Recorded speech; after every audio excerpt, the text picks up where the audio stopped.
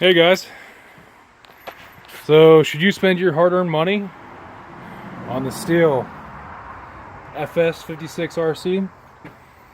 Well, hopefully this video will help you make that decision. So I kind of want to just give you my thoughts and my opinions and experiences with this trimmer. So just purchased my first home a while back, less than 6 months ago or so, and I needed a trimmer to do housework and stuff like that. I have some ditches in front of my house that need to be cleaned up and stuff, so started looking for a trimmer. I believe this is Stihl's largest homeowner or residential trimmer.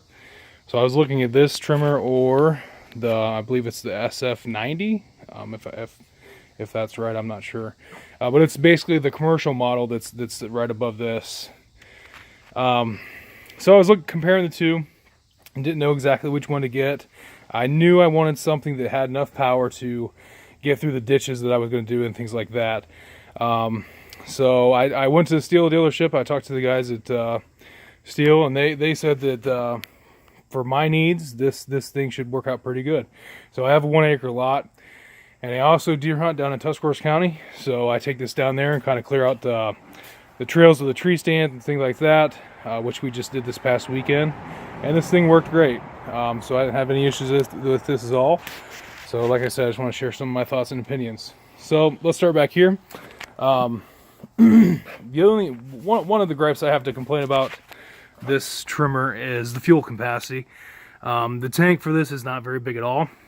And I feel like when we're doing bigger jobs, whether I'm doing my ditches or I'm taking it down to deer camp, then I'm always having to refill this rather quickly, and that can be a bit annoying sometimes, especially when you're trying to get things done in time.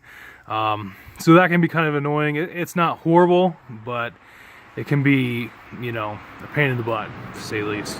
So that's one of the gripes. Pull start, real super to pull start. There's the primer button. I prime this 5 times before I start it, so I prime it 5 times, and then I come around here, put it on full choke. Once I pull it, it kind of spits and sputters a little bit. Move it to half choke. I move it from full choke to half choke, and it starts right up.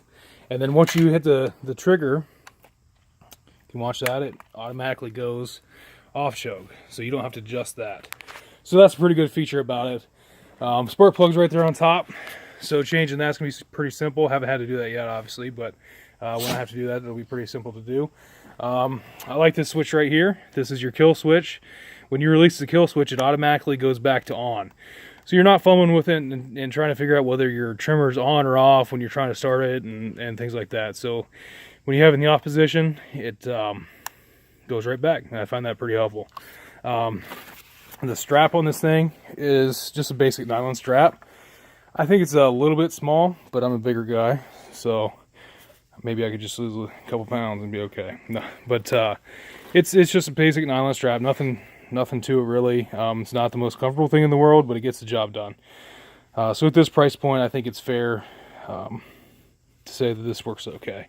If you want to upgrade it, hey, go for it. You might want to, but for me, this will work for me. Next thing I want to talk about is this piece right here. I'm not sure why this is here, so if you guys happen to know, please leave a comment below. I'd love to know. I'm not sure if Stihl put this here for you to hold on while you're trying to start it. When I've tried to do that, it seems like this moves around a lot. It's pretty smooth, hard plastic, so it doesn't have very much grip to it. So if that's what Stihl was thinking, they kind of dropped the ball on that, because it doesn't work very well to hold this here as you try to pull start it. Usually I leave it sit on a flat surface like it is and just put my hand right here and pull start it, and I don't have an issue with that.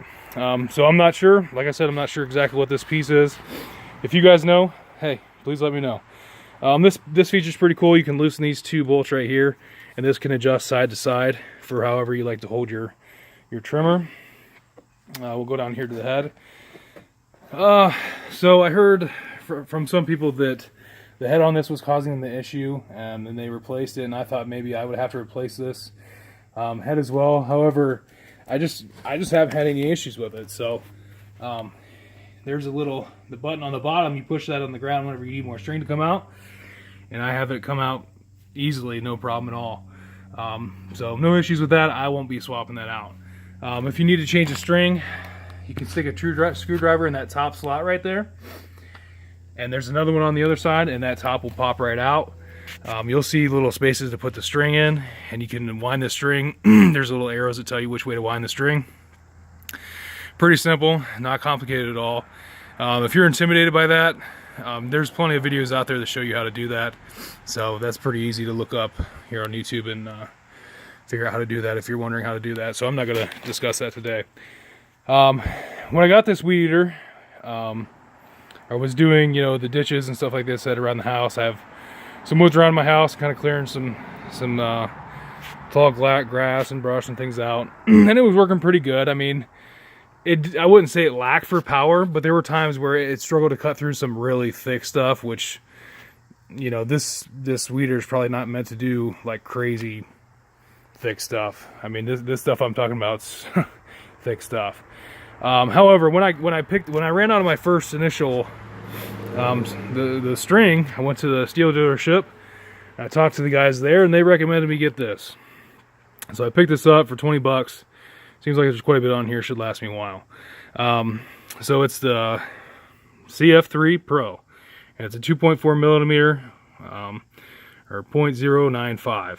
Okay, so if you do decide to get this this trimmer, I found that this string greatly improves the performance of the trimmer. So the string that originally comes on these is just orange round string.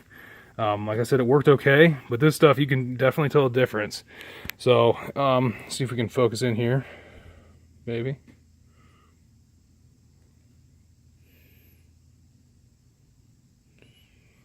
I don't know if it's going to focus or not, but there we go. You can see it's like a square string. So it has the edges on it, has the sharp edges, which really helps cut through the bigger, thick stuff. So just to give you an example, I'm not going to actually run this, but I actually just did my ditches. So we'll walk out here so you guys can see what it looks like and what I was dealing with. Hey, Bretta. What are you doing, girl? Hey, girl.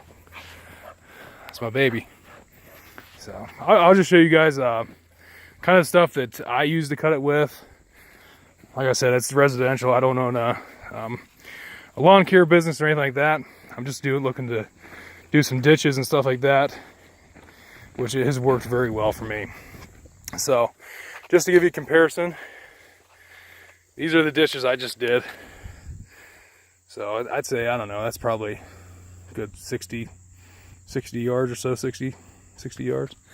If we come across the street, it just looked like this a few minutes ago. So pretty thick stuff. Okay, so that's my thoughts and opinions on the trimmer, guys. I would definitely recommend it. You can get the commercial model if you think you need to. However, I don't think there's a need, a real need for it. It has more than enough power for everything that I need to do, like trimming up stuff around the house with the woods and all that good stuff. So like I said, you can see the dishes are pretty thick. It just eats through it. I mean, it's just that simple. So no problems. Well, I hope this video helped you guys make your decision. Let me know if you do decide to get it, how it works out for you. Thanks, guys.